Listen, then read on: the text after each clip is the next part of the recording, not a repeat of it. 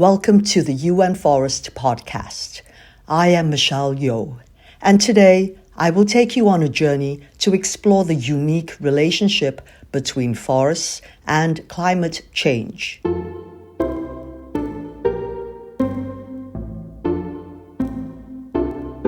Forests are vital to life on our planet, but their role is very often underestimated. Forests are the lungs of our planet. They absorb carbon dioxide and release oxygen. Forests clean the air we breathe, the water we drink, provide the wood we use, and the landscapes we enjoy. They are a source of our well-being, many of our medicines and foods. Woodlands ensure the livelihoods and habitats for millions of people worldwide. Since the beginning of civilization, we have exploited our natural resources and industrialized our societies, profoundly changing life on our planet. We have destroyed habitats, polluted ecosystems, and increased greenhouse gas emissions. And then there is climate change with its devastating effects that cause heat waves, droughts, wildfires, and threaten our forests. It jeopardizes our very existence and that of generations to come. But forests themselves are a powerful nature-based solution to our changing climate. Through photosynthesis, trees naturally sequester atmospheric carbon into biomass. They are the largest terrestrial natural carbon capture and storage technology. In fact, an astonishing 60% of the total terrestrial carbon stock is stored in forest land. And there is more. The CO2 that trees absorb is stored during their entire lifespan, and that of wood. Carbon is only released when wood is burnt or rots. Therefore, wood is a green substitute for concrete and fossil oil-based products. With progressing climate change and the frequency and intensity of wildfires and droughts, there will be increased forest loss, more carbon dioxide released into the atmosphere, and less carbon storage capacity. Forests are therefore victims, saviors, beneficiaries, and culprits of a changing climate. What are the strategies to face this complex reality? Let's dive right into the core of the topic.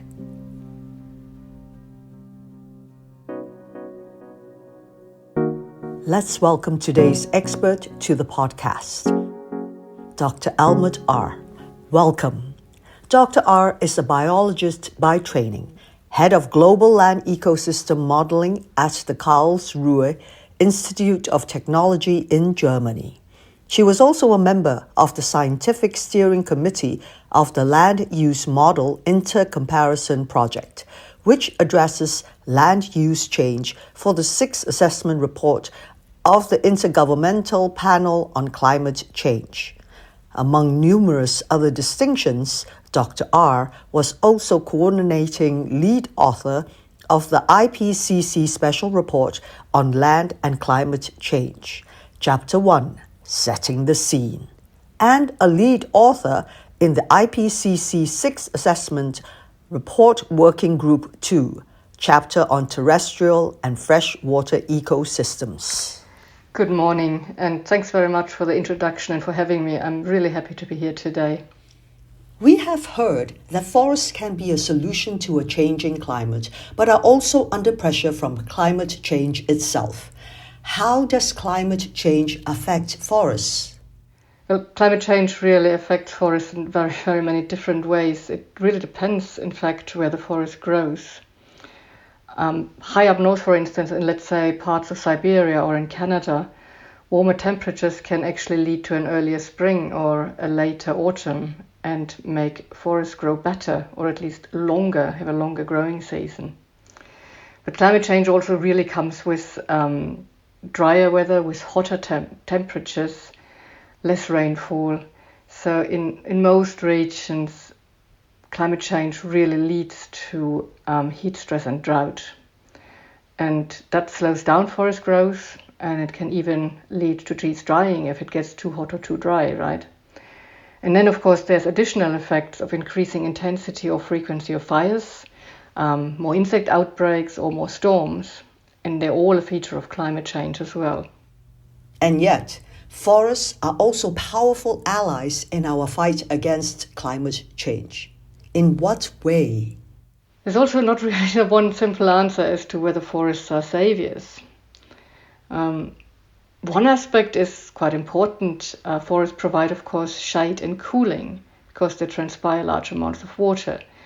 That means if one would reforest croplands in the tropics, for example, the results would be a local cooling, which is of course great under climate change. But across all forests of the globe, the one really important aspect is in fact carbon dioxide or CO2. There's a basic physiological process involved here. During photosynthesis, plants take up CO2 and they turn it into sugars, which are then used for plant growth. Now, CO2, of course, is also one of the major greenhouse gases, and it drives climate change. So what many people, in fact, do not know is that every year, plants take up between 1/4 and 1/3 of our fossil fuel CO2 emissions because of photosynthesis and growth.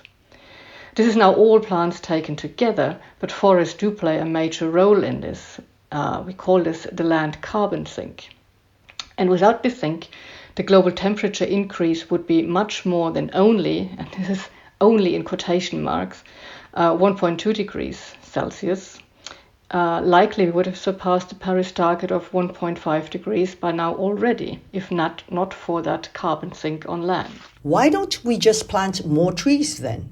Would that be enough? I think planting more trees is simply not the point, quite frankly. We cannot repeat often enough that the main task at hand is to reduce fossil fuel emissions and emissions from deforestation massively and rapidly. And also remember my previous statement that land ecosystems, including forests, already now are slowing down climate warming quite substantially. So increasing this existing land even further would require probably quite massive areas of land. And this land is currently used to grow food, or it might be land that in fact is not naturally a forest, like savannas or grasslands. So increasing the existing forest area massively, only because we don't manage to reduce fossil fuel emissions, which is what we should be doing, would result potentially in food getting more expensive and increase hunger. Or it could also destroy biodiversity if trees are grown where they normally do not grow. And finally, it's a risky strategy because, as we said before, climate change itself can lead to the forests not growing well or even dying. How can we keep our forests healthy and reverse degradation and deforestation? How can we support the well-being of forests? Nevertheless, stopping deforestation is, of course, first and foremost a really important task. And it's a task for our policymakers and governments. Really, really, really important. We cannot stress that enough. But also many of us can contribute to stopping deforestation, especially if the rich parts of our society, those who consume too much meat, who might live in too large houses and require big car parks for their large cars, start to consume less area that way, there would be more land available to grow food and less pressure to cut down even more forests, and actually area for proper reforestation. And finally, the existing forests, or forests that we might replant, are much healthier and withstand climate change much better if these are mixed species forests instead of monocultures. So growing multiple species, especially if these are species that can cope with hotter and drier weather, are much more resilient to the many climate change impacts. And then as a bonus, richer in biodiversity, and they can also provide, in fact, multiple ecosystem services to the local people. The latest studies, however, show that the world is losing forest area, but at a slower rate than in the past. So how healthy are our forests? Well, let me give you one example maybe to demonstrate the potential challenges at hand. The drought in California between 2011 and 2015 might have killed an estimated 140 million trees and resulted in carbon emissions from those trees dying in fire, equivalent to about 10% of the state's total greenhouse gas emissions over these years. So no, in many regions, forests are not healthy anymore. And reforestation as such does not automatically make forests healthy if we plant monocultures which are not adapted to climate change and biodiversity poor. But if we manage to restore forests in view of their natural species composition and allow them also to adapt to climate change, then we have a much better chance to minimize climate change risks. And we have forests that serve multiple purposes beyond being simply carbon sinks. Thank you, Dr. R, for this most interesting discussion, and thank you, listeners, for joining us today.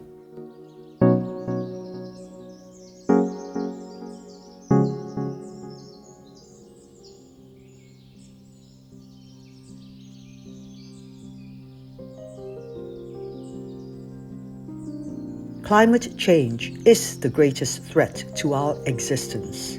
Forests can be part of the solution and limit climate change and global warming within the 1.5 degree target of the Paris Agreement. Healthy forests provide so many benefits, but require constant attention, proper management, and restoration. Forests need to be monitored and studied as part of a broad solution. This is what the United Nations Economic Commission is doing. Let's hear more about this from Mr. Roman Michalak from the United Nations Economic Commission for Europe. Thank you very much, Ms. Yeoh and Dr. Arneth, for your brilliant insights. The forests in the region we are covering at the United Nations Economic Commission for Europe are in the Northern Hemisphere and make up 40% of all forests globally. They store half of the global forest carbon, around 300 gigatons, and continue to grow despite global downward trend. The forest sector, therefore, plays a major role in climate change-related strategies. At UNECE, we recognize the interdependency between forests and climate, and our work aims at strengthening forests' role in mitigating climate change and adapting forest ecosystems to changing conditions. Forests also give work, shelter, and food to many people. Therefore, we do our best to support a comprehensive approach to forest protection and management, an approach that maintains and enhances the environmental, social, and economic values of forests for the benefit of present and future generations. We study the possible impact on current events also on the future. We gather and analyze data to monitor trends, seek solutions, and raise awareness on a variety of forestry and climate-related topics. This helps countries to better cope with the ever-increasing challenges of climate change. Dedicated platforms like our InForest help users to better understand the complexity of forests and how they fit into the big picture of climate change. We hope that our work will contribute to regaining, improving, and maintaining the vital environmental and social functions of our forests today and in the future. I thank you, Ms. Yeoh and Dr. Arneth, and you listeners for joining us today. And let me also say thank the Swiss Federal Office for the Environment for funding the production of our podcast series, the UN Forest Podcast.